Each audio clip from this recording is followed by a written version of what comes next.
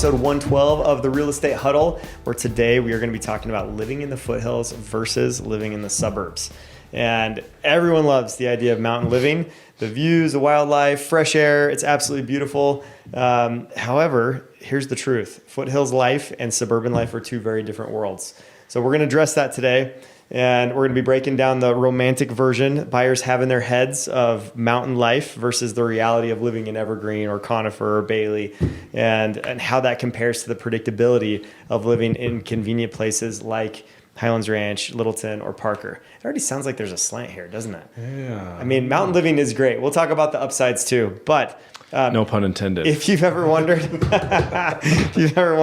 should I move to the mountains or stay in the suburbs? This episode could save you time, money, and a few headaches. So we'll dive right in.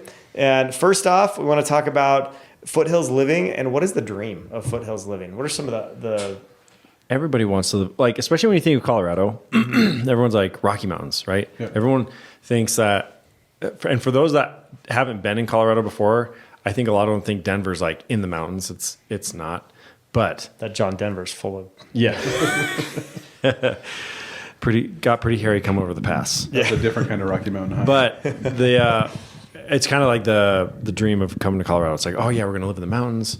We're going to get those mountain views. It's going to be nice, high elevation, close to all the resorts, skiing, snowboarding, all that kind of stuff. When in reality, that part is all awesome though. No, it is all awesome. And awesome. I think that's why people want that. Yeah. But what we don't realize is there are some sacrifices to living that lifestyle, but especially compared to living in the suburbs. Mm-hmm. Yeah, you give up convenience. Yep, 100%. But you get more acreage. You get some of these 40-acre plots, right, for pretty cheap, like what you can buy land for up there because it's really sloped, or it may not be. You may have like trees everywhere, right? So it's not as usable without a lot of work. Yeah, it could be all of the above. But you got a lot of space, and you're not close to neighbors. So some people just love the exclusivity of that, which is nice. Yeah, there's a very real thing though where you have to bring your kids in when it gets dark because the mountain lions and other animals will be ready to pounce. They'll be hawking on you. Yeah. Yeah. So you have to pay attention. You have to be aware. That is an appeal though too, like wildlife. Wildlife is crazy.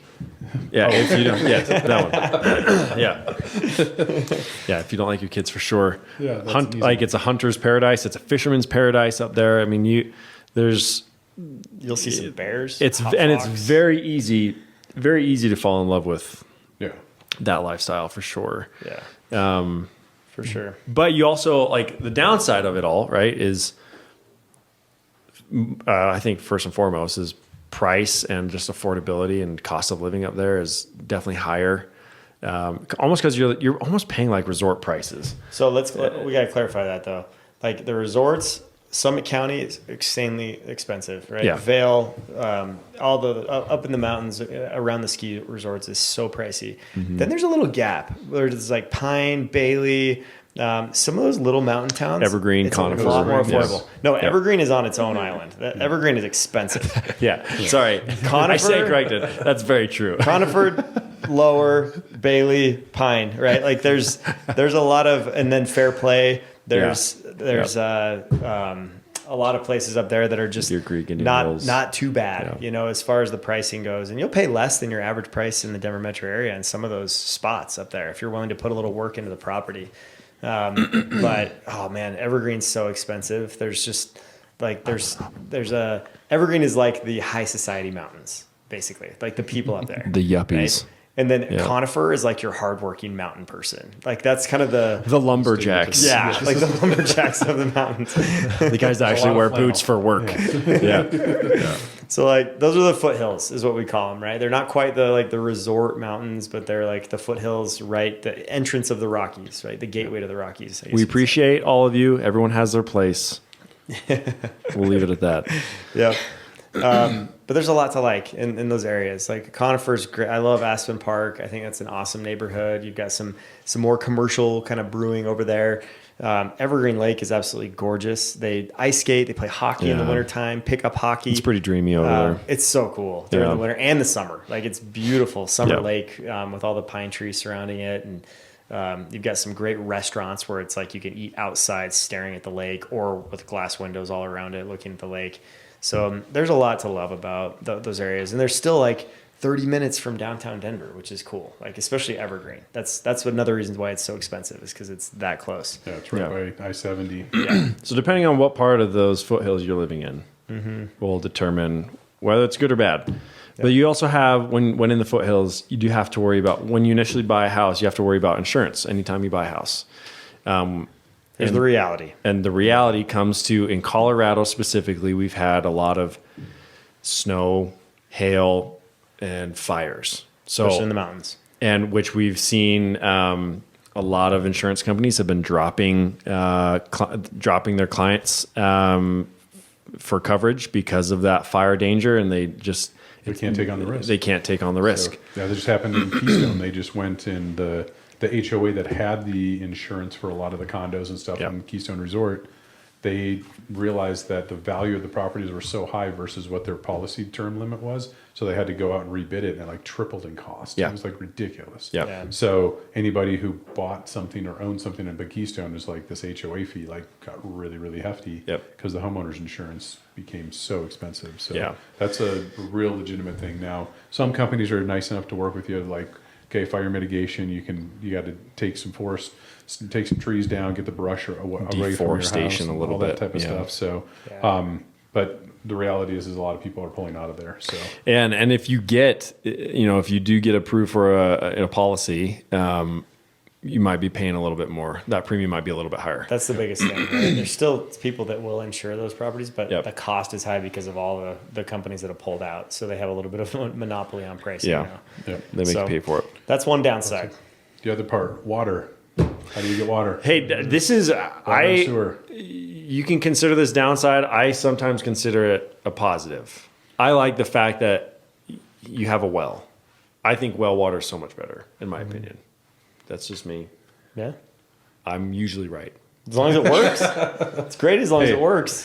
Right? Yeah, as long as it works. I'm never wrong. Keeps pulling water. Yeah, you Clean just water. you gotta make sure you're getting it inspected regularly, making sure your pump is maintained. Yeah. The same goes for your septic. I mean, I don't know if anybody's an overly fan of septic because you have to get that emptied probably once or twice a year, but and maintained. And that's like usually that has to be done by the seller when you exchange a property. So when a property sells, they have to do a septic, pump out and a septic test. Yeah. And then as far as well testing, we always recommend that our clients get a well test when they buy a property with a well, so that you know that the flow rate's good. You'd honestly be pumping crazy properly. not to get that Yeah. inspection done. No, that's- That is Definitely your want that lifeline to water. It's just more components, higher, more components, more possibilities Not for as failure, convenient. but not as convenient. Yep. But it's just something to be aware of. Most work So, great. And this is not like a well that's in Florida that you go down 10 feet and you find water. This is like some they're of burying our like 200 to aquifers, 300 feet. usually height. some are 600. Yeah. Right? Like If we're you got a talking- 600 one, that's a good freaking pump. That's a nice well. You got some big time deep. depth on Yeah. some of these aquifers, but there is water down there if you keep drilling. So How far are you willing to go? yeah, that's kind of how that works. Okay. There are areas in Evergreen, though, that are on city water. But the deeper you get into the mountains, the more likely you're going to be on a well, most likely. So And the deeper you get into the mountains, the more likely you're to be on a dirt road with a bunch of switchbacks, which is another issue. yes, let's talk about that. Are you Accessibility. proficient at winter driving? Yeah. Because it is a real thing. Do you have a 4x4? Do you have an all-wheel drive Do car? you have studded snow tires? Yes. Because they are, yes, they can help you. So there's going to be a cost, right? You're going to be driving in, great elevation changes, right? Up and down hills, around windy corners. So driveways are typically pretty steep. So studded snow tires. I know folks that live in Evergreen, they have dedicated winter tires for both of their all-wheel drive vehicles. For that reason, they just don't want a chance. Some have heated driveways. Yeah. Yep, it's pretty common. Evergreen. There will be times. Not so much in Conifer. Yeah, there'll be times where we won't get any snow down in Highlands Ranch, and my friend in Evergreen's like, "Yeah, I got a foot." Yeah. So, Yep. it is a much different area. So, And a lot of those roads aren't even paved. They're Yeah, dirt that's what I was roads. going to say. So access to the property is a huge value thing for those properties. And it's not just winter either. Like if you have a big rainstorm in the summer on those dirt roads, you get washouts, you get like super like slick, slick red dirt, all that stuff it's still risky. Like you just, Yes. and then you're dealing with some areas have like mudslide problems and things like that. So Just things to look for, right? So the gradient of the lot and the area around it. So you got to look at that. So And it can slow down driving time too if you are commuting to Denver. yeah, it can make the commute a lot worse. your commute will Yeah. be significantly different. So Because even when there is good weather, you have to go slower on those winding roads and that kind of thing. So Yeah. And another thing too is if you're on a lot with like a bunch of trees, then you have to maintain the trees, and that takes some time and effort, because sometimes if you have one leaning tree, then there goes like 10 other trees, right? So if you're not like maintaining the ones that are about to go and cutting them down properly and like, you know, trimming trees, sometimes like it can create a big issue for you and a big mess. So maintaining the property is big in the foresty areas. Yep. The other part about being in the mountains, it's really peaceful, it's really nice, but you have limited facilities. So your internet, your cell phone, less options, less competition. So Can you hear me now? You know, there's a lot of, but Hello? as of recently though, like when you have things like Starlink, that kind of, that's opened up a lot. yeah, it's made it a lot easier for people to live remotely.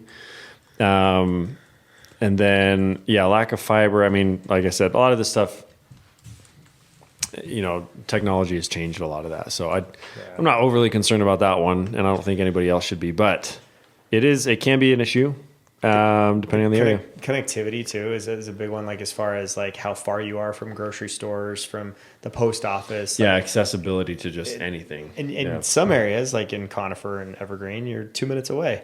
Other areas that are like up trails, and that's why you have to pay attention. Like it's not just It's not miles. it's Evergreen or it's not. It's like how far away from the highway is it in Evergreen or in Conifer or in Bailey, right? If you're going way off the highway and then you have some dirt roads to access the property, value goes way down, right? So those are the things that a lot of people don't think about when they're just seeing the home on Zillow, because they're like, oh, this looks sweet. Like, oh, I can have a mountain property. This is awesome. I'm in this great neighborhood, great like community and stuff, but you don't realize you're on the very outskirts of that community. When it takes you another 20 minutes to get from the highway up the switchbacks to your house, Yeah. and it's only like a 2 to 3 mile drive from the highway. Totally. That says a lot about not only the elevation climb, but like just all the snow and crap that you have to drive through. How good you are rally driving. Seasonally. Yep. Yeah, exactly. Well, I love the people of Conifer. They're hilarious. They come up with some funny names. But one of my favorite things, I helped a family move in Conifer, and they'd been there for 15 years, and then they were buying another house in Conifer, and they basically told me like, oh yeah, we know. I mean, those neighbors over there, they lived there for a couple of years, but they were 4 years, and I'm like, what? What's a 4 year? Like, Lived there yeah, for we 4 just years? knew they were going to be there for 4 years or less. They weren't tough enough to handle the mountains. And so there's an actual term that they use, right? To just mock people that they know aren't going to be long-termers in the mountains. Lumberjacks. And They're not hardy. yeah, exactly. No, there's actually a lot of people that have lived in Evergreen and then moved out. They're like, yeah, we did our tour in Evergreen because they experienced it and they didn't like it and they moved out. So That's why I don't agree with the term. If you can make it in New York, you can make it anywhere. I know people in New York could never make it in I agree. any of these mountain towns. Yeah, there'd be a bunch of Sallys in Conifer. There's Yeah. no way. Yeah. Go up to Evergreen. Jeez. Let's see it. Heated driveways. And then Brock, what's a gaper? Oh, the snowboarding. So you've got the gap between your helmet and your goggle. A lot of times you'll get a fun little tan line right there. So that's a gaper tan.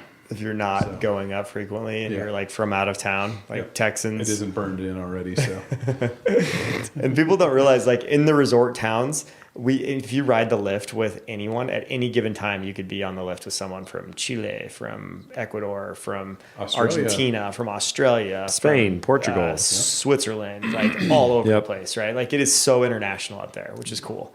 A lot of Germans. Yeah, and some of them really know what they're doing, and others are gapers. They have no clue. They're like hitting people, They're flying the down the rookies. mountain, All returning French their fries skis because their straight skis down. don't work. Yeah. Because their skis don't work. these aren't charged. Oh, man. So watch out for the gapers on the hills.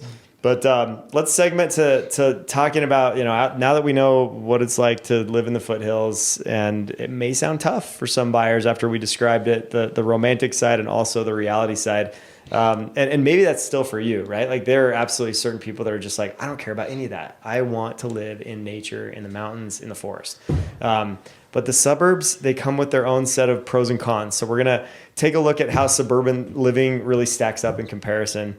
And so we'll talk about the upside of suburban life first.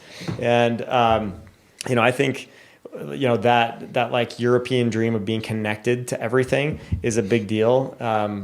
Just, a short drive or a walk to the grocery store is really nice, especially in city living. But like in the suburbs, if you're not a city person, right? Because we're comparing Foothills with suburbs right now. What are some of the other benefits? Like, what do you want to be close to if you're one of those people? So from someone who lived in outskirts of a suburb area, I had to drive 30 minutes to get to a hardware store. So if I forgot something, which anyone who's done home improvement, you have to do more than one trip. Usually 7 or 8. Yeah. So, right, that's an hour. And then that's not including the time in the store. Yeah. Now it's 4 minutes. Mm-hmm. So, yeah, I get a lot more of my life back by not having to spend it in the car. So, time is valuable. Yep. And you save a lot of it. That part is really nice. Being close to, I had to go to the grocery store, and it was like, oh, I could get there and back before my next meeting. So I was able to do that in 15 minutes. It was really nice and convenient. So you can be 7 times as clumsy if you live closer. Exactly. Basically. Or forget the eggs. I forgot the bread. Or if you open the door and the glass jar rolls out and breaks and down the driveway. Don't worry, it's only 4 minutes away. Ask me how I know. When I was living at home, my dad lives right across from the Target in town center, so my friends would make fun of us because we'd go to Target every single day, basically. Because we would never actually grocery shop. We'd just be like, oh, we need wipes. Oh, we need milk. Just run across the street really quick. But you didn't mind, right? Because No. Target's every girl's dream. Yeah. Every girl that's loves my going to favorite Target. place. Yeah. Yeah, my wife loves Target. It's a great place. Highlands to go. Ranch has a good Target. Oh yeah, the best. That's the Target only marketing that's department. If you want to sponsor that is the our only podcast, nice thing. please. That is the only nice thing I'll say about Highlands Ranch. Their Target's better than Parker's, and that's it. Anyway, everything is close. When you live in the suburbs, that's the convenience of it. You do pay. I mean, I don't know if you necessarily pay for it either. It's just part of it. Especially close suburbs like Highlands Ranch. You're very connected with everything. Yeah. Compared to some of those more isolated, like Parker. I just feel like we're a little bit tougher being out in Parker. It's kind of like the same thing Conifer as Evergreen? Yeah, 100%. What takes me 10 to 15 minutes to get to a grocery store takes you 4. That's not a fair comparison. There's no 4 years in Parker. True. Well, that's not true. Some people can't handle the commute. Sissies. It's just, tell me about it. Yeah. It sounds a lot like you guys. I can't. I want to be close to stuff. I want to forget the eggs I know 5 times you do. and still be close. I know you do, to the Landon. grocery store. We know you like the convenience. You'd never make it in Conifer. Public water and sewer. What are some benefits to that compared to having a well? We kind of talked about it, right? It's consistent. Yeah. Don't have to worry Usually about the it. city takes care of that stuff for you as far as the mains go. I mean, you're responsible for obviously your property line, but you don't have the sewer or the well pump. You don't have a septic tank to keep track of. It's all just public. We just let it flow. let it flow down let the it line. run, man. Don't have to worry about it. Run that water all you Don't want. even pump your sewer system, which is beautiful. Okay, predictable commute. If you're working or if you have a job change, it doesn't change your life. If you live in the mountains and you say you worked in Lakewood and now you're working in Aurora or somewhere further, you have a way bigger commute that's could be a life-changing event. Where if you live anywhere in the Denver metro area, you might go from 5 minutes to 45 minutes, but you're still kind of within a close proximity. So that's what I would say is it's just a little more predictable with life changes. And if you work from home, a lot of the suburbs are there's Google Internet, there's BAM fiber. So there's a lot of different competitions now for actual hard lines to the home. So if you're working from home, you can get really high speeds and really reliable service too. Yeah. So, which is pretty nice if you're doing big files. Yeah. Safer roads too, for the most part, six lane highways wide. You got some big roads that make it easy to get around. You got more opportunity to spin before you hit the ditch. So. Yep. Some people hate HOAs. But if you're a person that doesn't mind having a little more uniformity within the community, that can actually help your value go up quite a bit. and you get pools, gyms, trails, rec centers, like different things like that can be nice to have for sure. Downsides. What are some of the downsides of suburban life? You know your neighbors really well. Sometimes more than you want. Yeah. You're a peeping Tom when you don't want to be. Yeah.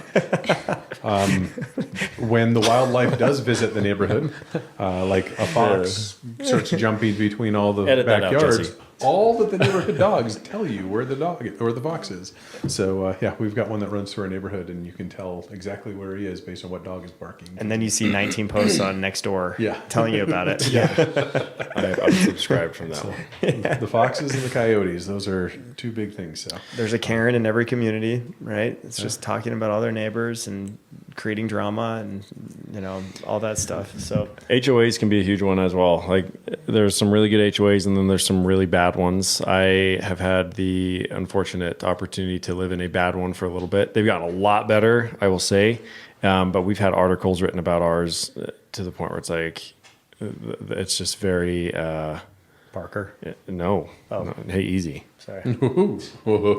Just, hey, let's get one thing straight, okay? Canterbury is to Parker as Highlands Ranch is to Littleton. You guys aren't even a town. So We do let's have the not compare this. Largest HOA in the Right, country. because you are a 100,000 subdivision. 100,000 people. You have no mayor. Pay into it. You have no main street. You have no, but you do have Who great needs rec a centers. mayor? Mayors just make really bad decisions. That's Hey, I can't argue with that one. Completely That's violate a- our privacy here that's in a tough Colorado. one. We just learned today. yeah, So I got shut down on that one. Actually, no, good without a mayor. the rec centers are awesome. That is a huge amenity. It's like Highlands Ranch has a phenomenal HOA. Like I Thank think you. actually Thank you. one of the it's I appreciate think that. it's gotten award after award after award multiple years running for one of the best in the country. So and they just got the county just gave them the Highlands Ranch HOA 202 acres for more development. that's awesome. So they're developing more walking trails, directional mountain bike trails, a skills park, all that Oh yeah, stuff. yeah, So, yeah, yeah. Is that up by beautiful. MacArthur? Yeah, by Yeah. MacArthur. And we got a cold plunge in Westridge Rec Center. And What? infrared saunas. So Oh Yeah, man, man, that's living the high Yeah. life there. freaking Evergreen over here, man. Get our sweater vests on. Yeah, It's a good Holy life. cow. If you don't want to, shovel snow for the rest of your life, it's a good place to be. So shoveling snow is good for the back. there is traffic though. There's busier streets sometimes. We talked about less privacy. But you're on paved roads, Yeah. Yes. You're Yes. paved. and there's no switchbacks usually. And let's be honest, like snowy days where it sticks and there's like dangerous roads out there in Colorado. Like how many of those would you say we have in a year? 5 or 6, it seems like. Yeah, How good many did you have in amount. Minnesota? Oh, like growing dangerous up? I driving have conditions? It was like every Wednesday. Like every Wednesday. So 52. Yeah. It's compared to 7. Because their snow doesn't melt; it packs. So weird thing in Minnesota, the roads are so cold that initially when the snow comes down, it just blows around. It doesn't actually stick to the road. So you actually like the first couple inches of snow are not a big deal. Here, the roads are warmer, so like that first inch or two melts and then becomes slush, Freezes and then overnight. it freezes and it gets even worse. So Becomes sleet. it becomes more treacherous. But the thing is a day later, the sun comes out and it melts, and you're back down to dry roads. Where in Minnesota, it'll stick around for a long period of time. So. Yeah. Yeah. But usually in these suburbs, you have snowplows that are running the roads at night, almost 24 hours, depending on the snowstorm. Yep. So you usually have clear roads, whereas sometimes in the mountains you're snowed in. You can't move. It's too dangerous. Now there are still people in the suburbs that think you're going to get snowed in because Depends on the age. anytime there is a good snowstorm coming, if you go to the grocery store, there is a run on all of the basic necessities of life. the bread's gone. Yeah. Yeah. So, and I have to this day not had a point in time where I have been unable to travel. So Yeah. I can get there. Yeah. So Well, another thing to think about is when you go to sell your home in the mountains compared to the suburbs, right? You're dealing with more of a niche buying pool, so it's just going to take longer to sell. Yep. But that niche buying pool is willing to pay a premium usually because of the location being up in the mountains. So it just takes way more patience and time to get it done. Where the suburbs, you've got a much larger buying pool, faster resale, more predictability, more consistent demand like all the time. So that's another thing, that may not get you stuck, especially if you buy like a bad property in the mountains that has things that are wrong with it structurally, which that's your highest chance of having a soil issue is up in the mountains, because that's where bentonite lives most of the time, or the foothills, I mean. And so it's really important, if you're going to buy in the mountains, make it a great buy that's got a good floor plan. It's not super quirky and choppy, and it doesn't have expensive soil issues. So Unless you're into that type of thing. unless you like having your house move, Yeah. and be on a dance floor. Adds character. I'd get a waterbed first. Think about a waterbed in a structurally damaged house, though. That Now could be we're a fun talking. ride. Yeah. It's perfect. You can always just shimmy your shoes or do something to make things level in your Yeah. life. So the other thing that I've noticed with some of the mountain properties, there's a lot of more creative home additions that I've seen. So there are some listings where you look at them and you go, wow, that's like they added on, but the floor is like 3 inches off in height, and the quality control kind of isn't there. And I've seen some of that in the suburbs as well, but it seems to be more prevalent in the mountains. It's a hard one to combat up there. Yeah, You have to do a lot to make those foundations sturdy. Yep. But then on the flip side, it could be a good or bad thing, but a lot of the houses in the suburbs have the same layout. Yeah, they're It just kind kinda of cookie depends what you're cutters into. sometimes. Totally. Yeah. And some Copy people paste. are annoyed by that. Yeah. Because I feel like Yeah. between different friends' houses and stuff growing up here, I've seen like pretty much all the layouts in Highlands Ranch. Yeah, you there's know? not a lot of So- character with them. Like, Yeah. you can update them till the cows come home, and they're still gonna look the same mostly. For me, I have the same model of my house like 4 different times on my same street. So when my neighbor did their bathroom, I was able to go, hey, what did you do here? And take pictures, and now I've been inspired. So it does make it a little bit easier. It is predictable. Yeah. So, and it's also easier to assess value, right? So if you've got literally copy A versus copy B, and copy B has more updates, you can see what they've done. Yeah. So, Makes the appraisal process a little easier. yeah, and it's easier to assess value, where in the mountains, you're kind of everything's a unique property. So there's kind of that non-artistic side. The science is a little bit harder there. Yeah. So, Yep, absolutely.